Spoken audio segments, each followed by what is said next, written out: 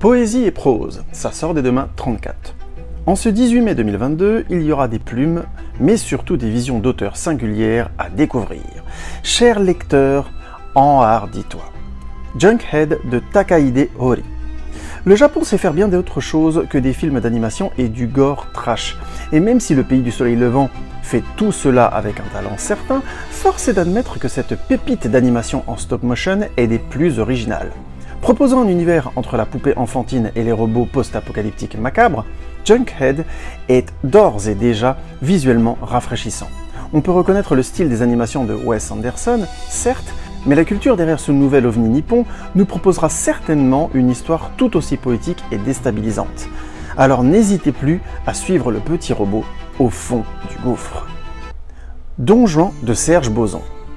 Inverser le paradigme Don Juan, ou en faire une version psychanalytique viable, voilà une adaptation audacieuse. Le personnage de Tirso de Molina a été adapté maintes fois au cinéma, mais utiliser le séducteur dans une version où son obsession des femmes se transforme en obsession d'une femme est une idée brillante.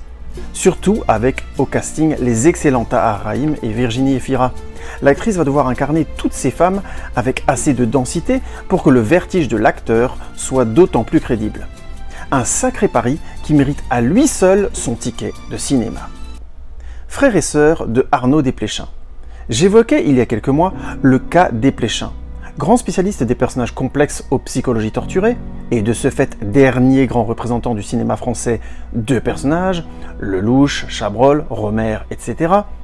Il est aussi un réalisateur controversé depuis Roi et Reine, film dont le scénario avait été vertement critiqué par son ex-compagne d'alors, Marianne Denicourt, qui estimait qu'il s'agissait ni plus ni moins de sa vie que le réalisateur avait pillé. Nonobstant, et 20 ans plus tard, le prolifique roubaisien a développé une solide filmographie d'œuvres toutes plus difficiles à recevoir, qu'elles ne laissent pas de place à la simplicité ou aux idées reçues.